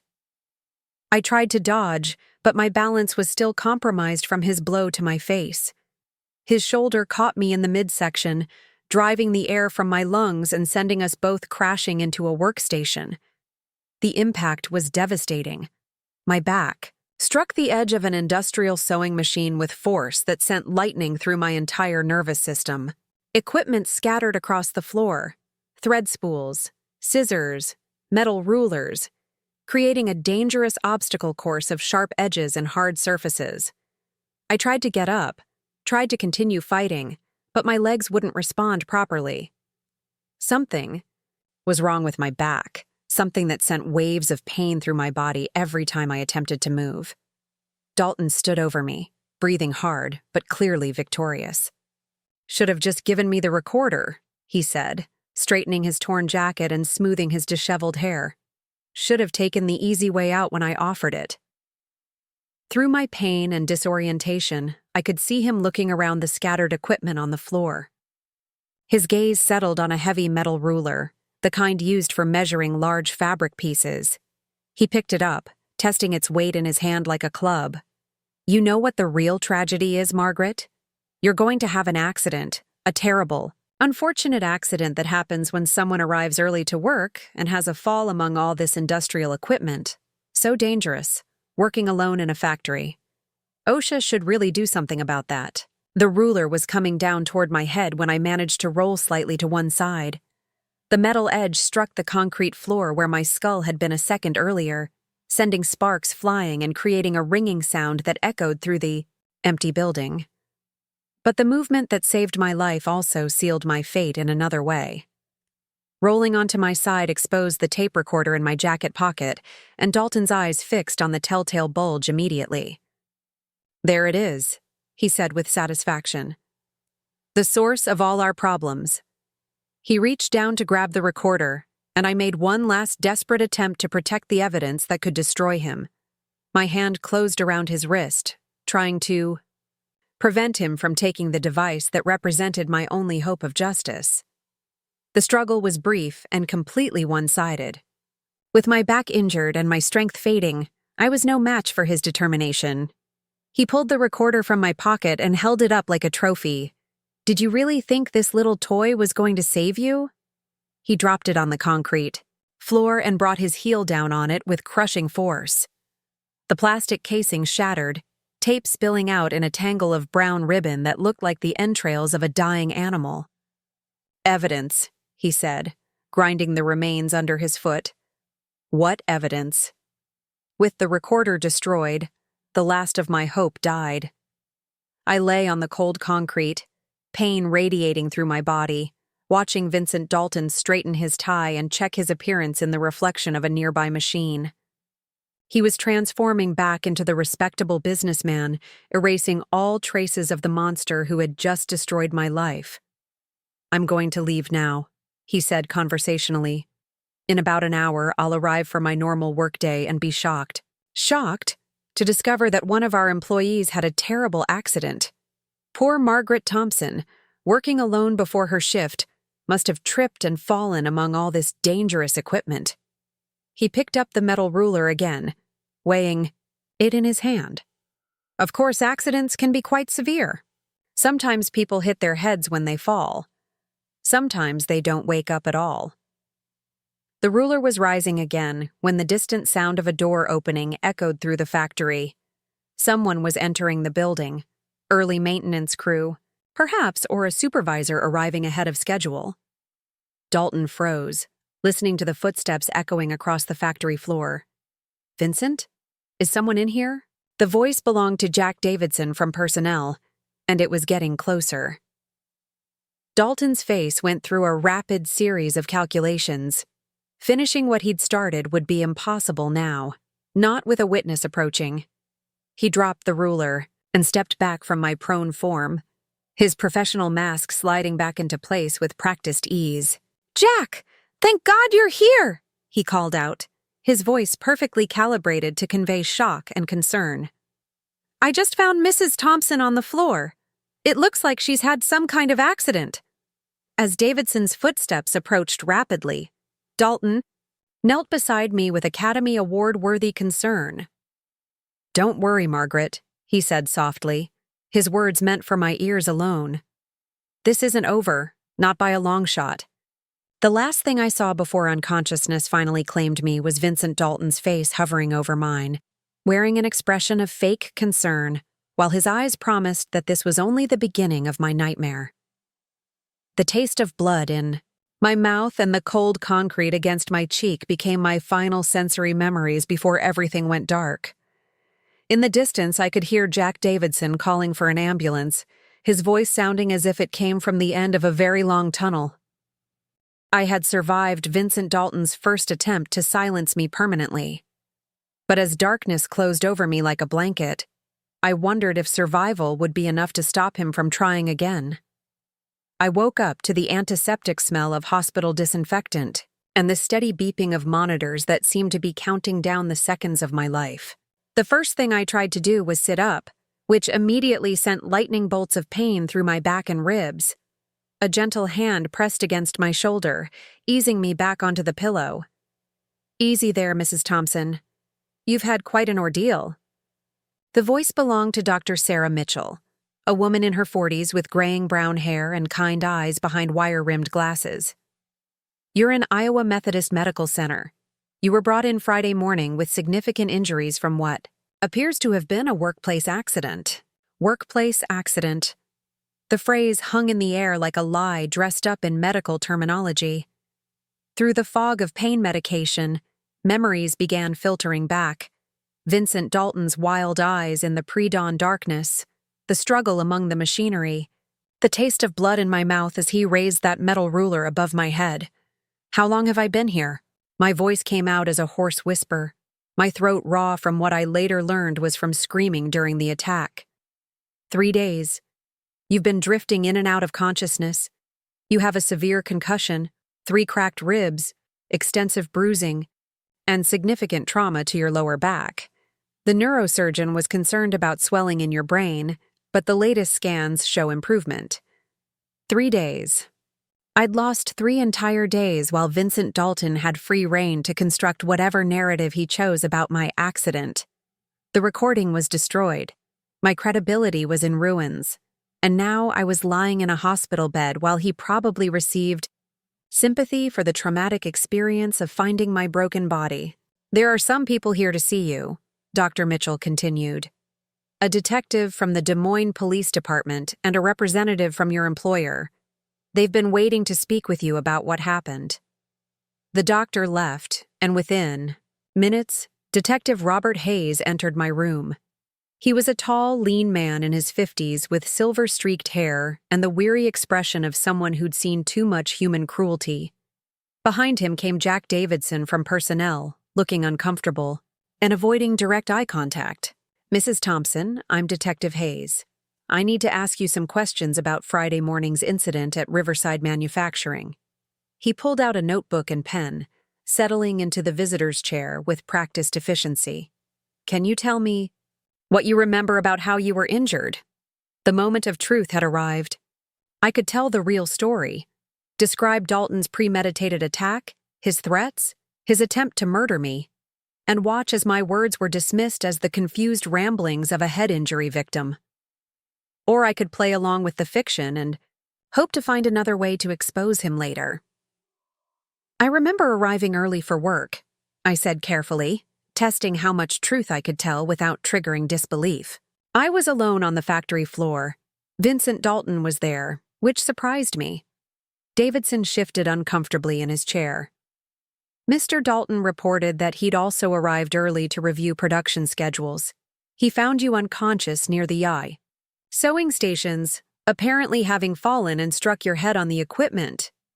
That's not what happened. The words came out more forcefully than I'd intended, causing Detective Hayes to look up from his notes with increased interest. Can you elaborate on that, Mrs. Thompson? I took a deep breath, knowing this might be my only chance to get the truth on record. Mr. Dalton didn't find me after an accident. He attacked me. He's been harassing me for weeks, making threats, and Friday morning he tried to kill me. The silence that followed was deafening.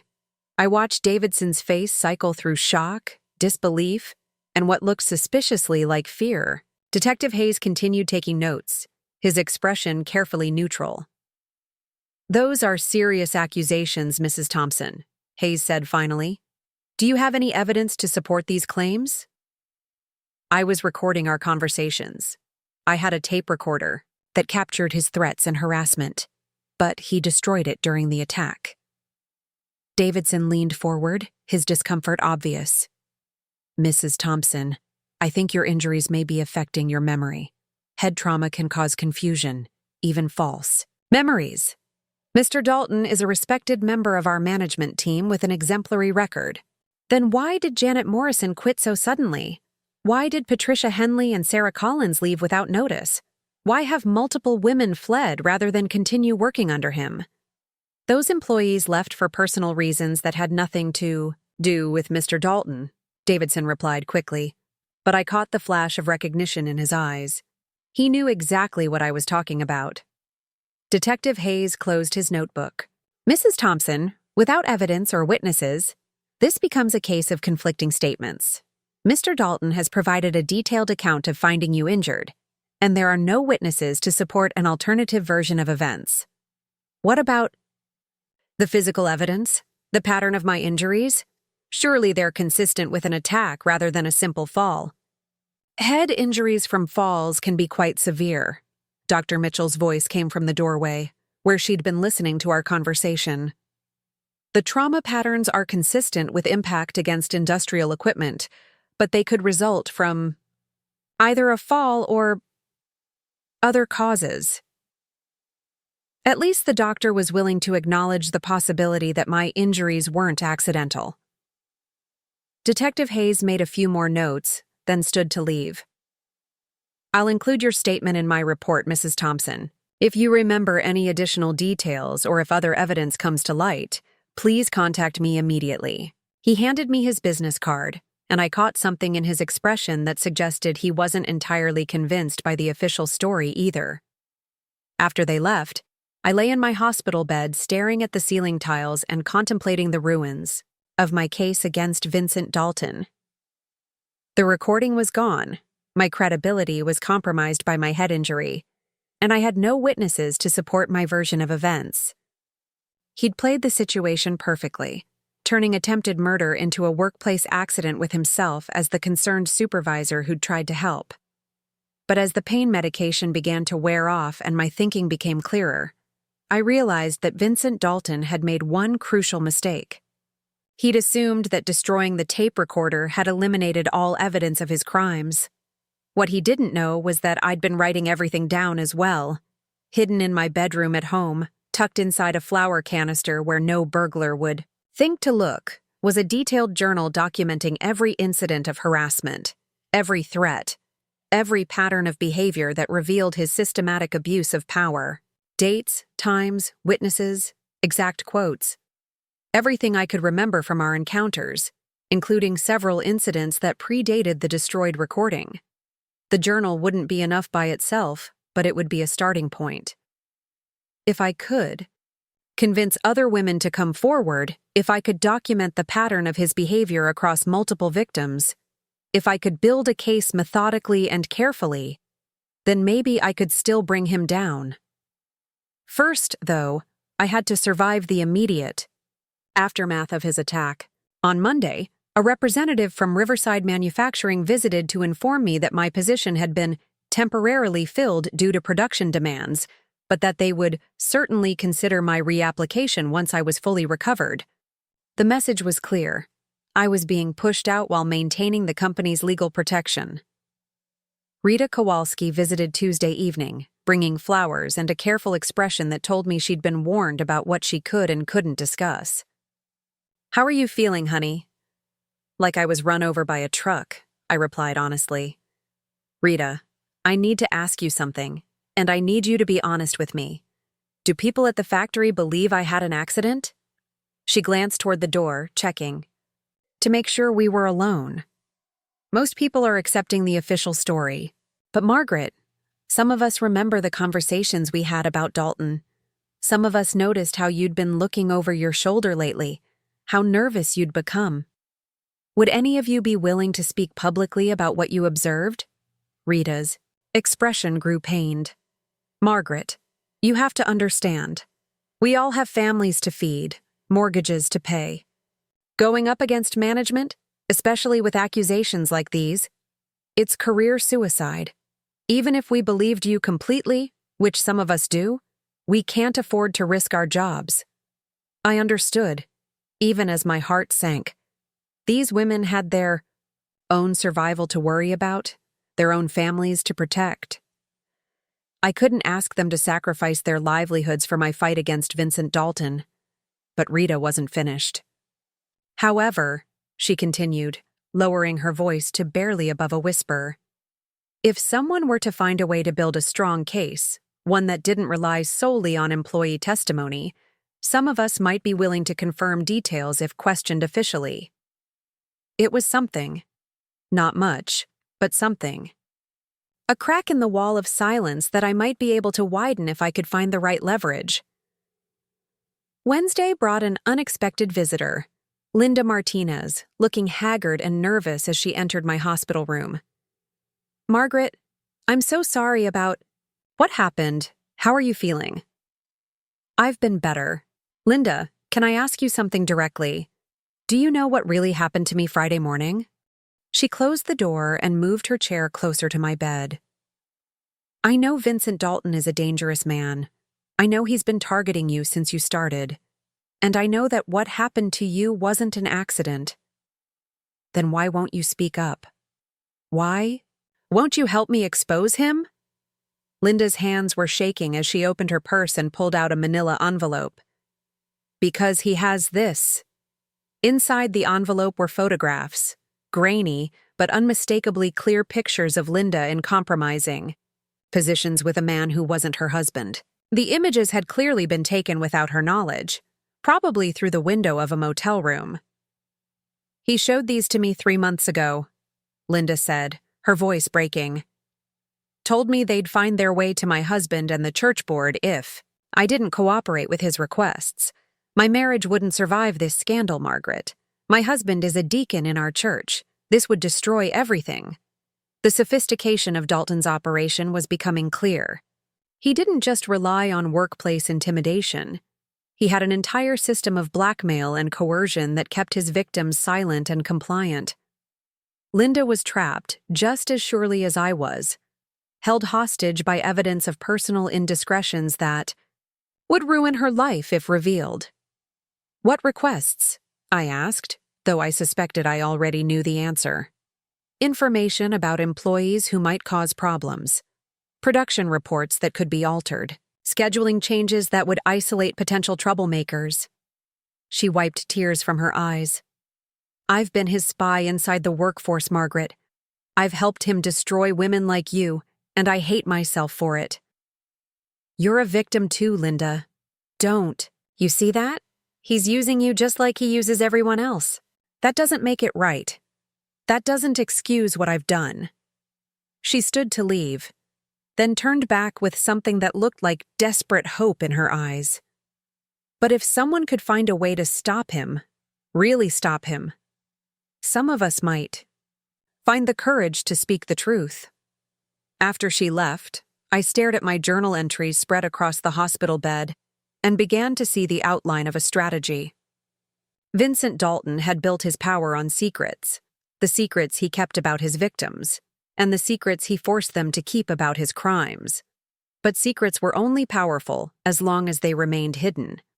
What if I could find a way to expose everything at once?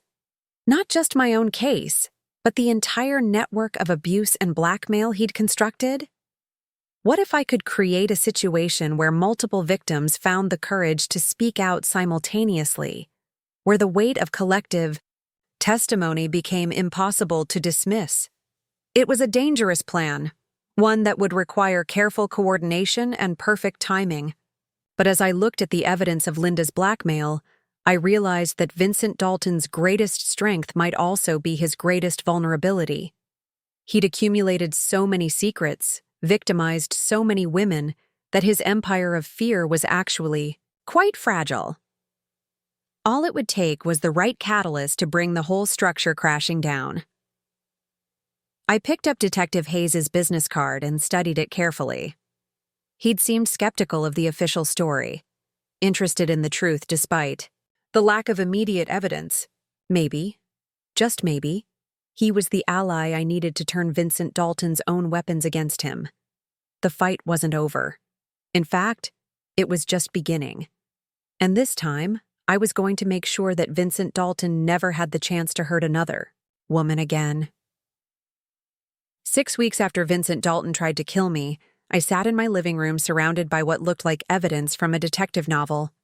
Photographs, documents, testimonies, and detailed timelines covered every surface of my coffee table. My back still ached when I moved too quickly, and the scar above my left eyebrow served as a permanent reminder of how close I'd come to death. But my mind was sharper than it had ever been, focused by purpose and fueled by a determination that even attempted murder couldn't break. The breakthrough had come from an unexpected source.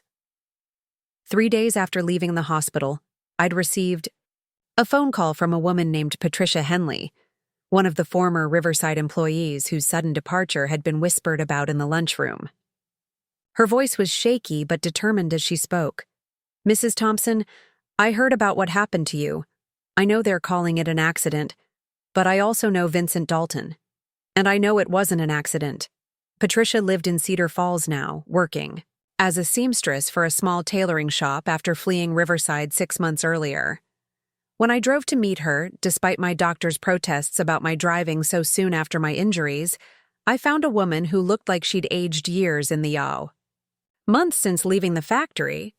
He had photographs of me too, she said without preamble as we sat in her small apartment above the tailor shop. Pictures taken at a moment of weakness, when I was grieving my father's death and made a mistake with a married co-worker. Dalton somehow got hold of them and used them to keep me silent while he did things no supervisor should ever do to an employee. The pattern was identical to Linda Martinez's situation, but Patricia had something Linda didn't. She'd stolen one of the photographs before quitting, keeping it as evidence of Dalton's blackmail operation. The image was degraded and showed signs of being copied from a larger collection, but it proved that he was systematically documenting compromising information about female employees. "Why didn't you report this when it happened?" I asked. "To who? Jack Davidson in personnel? He and Dalton play golf together every Thursday. The police? With what evidence? A single photograph that made me look just as guilty as him?" Patricia's laugh was bitter. "I chose survival over justice, Mrs. Thompson. I ran rather than fight. But when I heard he'd nearly killed you, I realized that running only protects yourself. It doesn't protect the women who come after you." That conversation led to another breakthrough. Patricia had stayed in touch with Sarah Collins, the young woman who'd quit after only 2 weeks under Dalton's supervision. Sarah, it turned out, had her own horror story and her own evidence. Sarah lived in Iowa City now, working at the university while trying to finish her degree. She was barely 22, with the kind of fresh-faced innocence that made what Dalton had done to her even more monstrous. Unlike the older women he'd targeted, Sarah had been naive enough to trust that the system would protect her. "I did report him," she told us during our clandestine meeting at a coffee shop near the university campus. "I went straight to personnel, after he cornered me in the supply closet and made his proposition. You know what Jack Davidson told me? He said Mr. Dalton was a valued employee who'd never had complaints before, and that perhaps I'd misunderstood his intentions." Sarah opened her purse and withdrew a small cassette tape. "But I didn't misunderstand anything. I'd been carrying a recorder because I was taking a correspondence course and needed to tape lectures. When Dalton trapped me in that closet, the recorder was running in my pocket." My heart stopped. "You have him on tape?"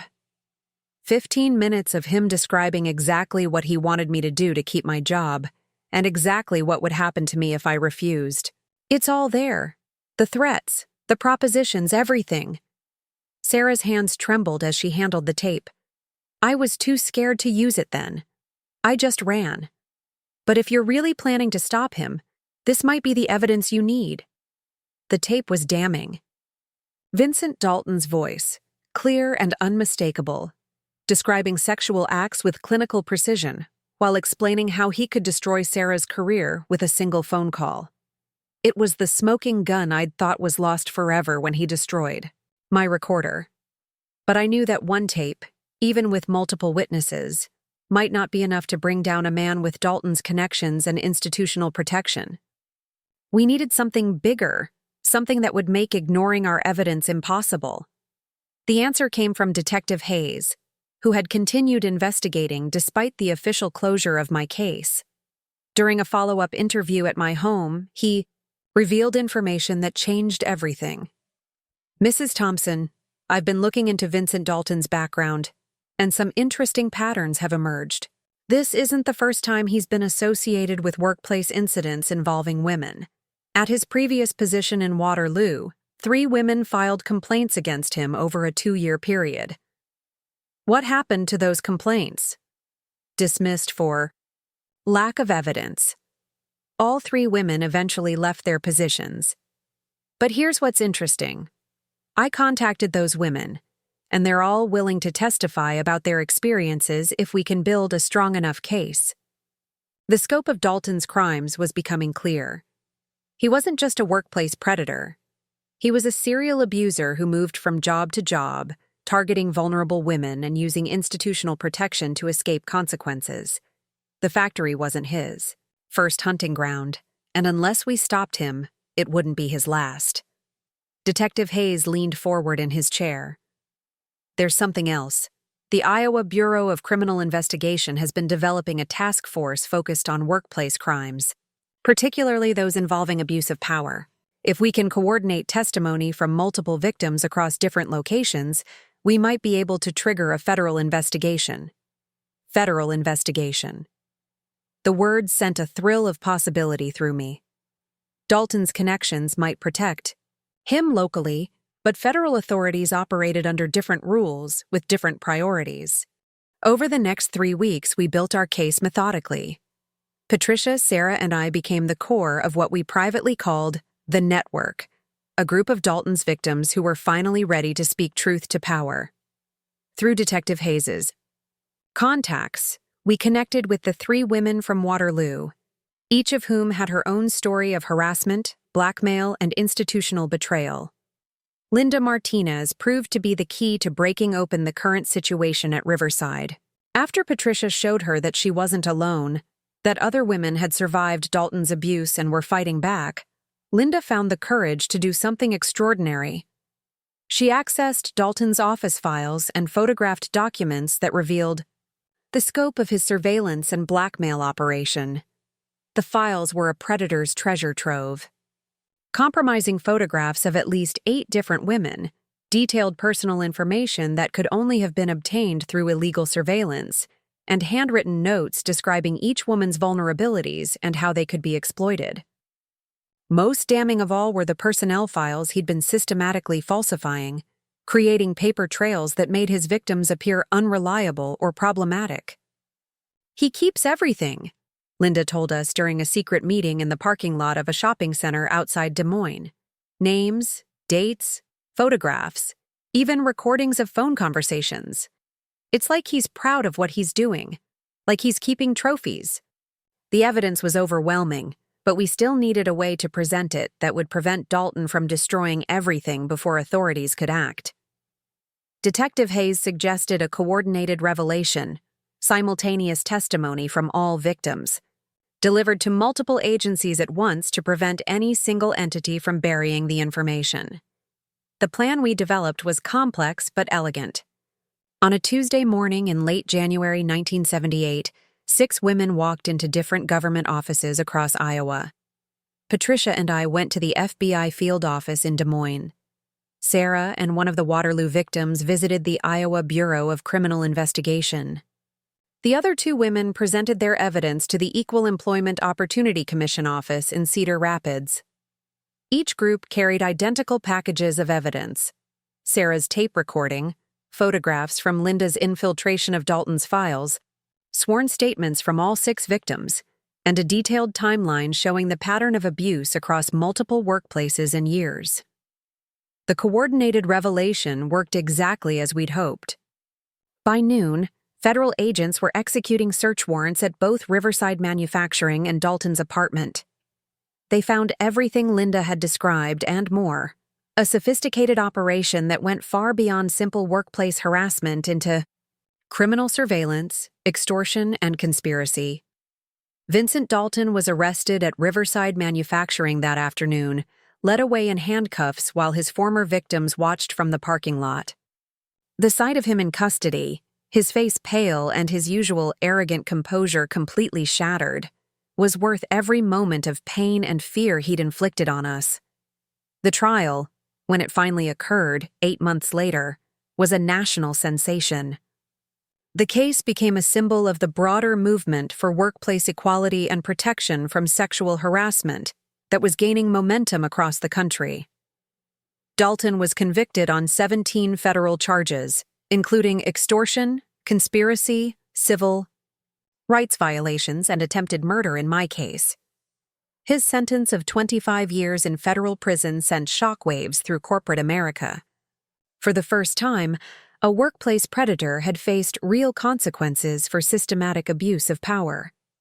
Companies across the country began implementing new policies and procedures designed to prevent the kind of institutional protection that had allowed Dalton to operate with impunity. But perhaps the most satisfying victory came at Riverside Manufacturing itself.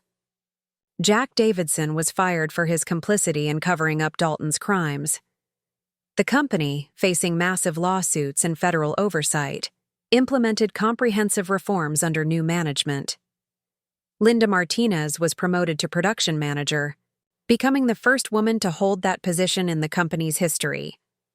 Most importantly, a fund was established to support women facing workplace harassment, providing legal resources and advocacy that hadn't existed when we needed them.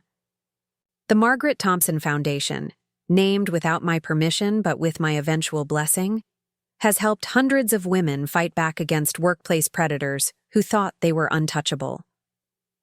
As I sit here now, 47 years later, I still receive letters from women who found the courage to speak up because our story showed them it was possible to win. Some are factory workers, others are executives, teachers, nurses, women from every walk of life who've encountered their own Vincent Daltons and refused to be silenced. The scar above my eyebrow has faded with time, but the memory of that cold factory floor has never left me. Neither has the lesson I learned in those terrible months. That institutional power, no matter how overwhelming it seems, is ultimately fragile when confronted with organized resistance and documented truth. Vincent. Dalton died in federal prison in 1995, 17 years into his sentence.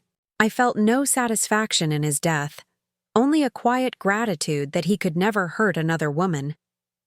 Justice isn't always about punishment. Sometimes it's simply about stopping evil from spreading.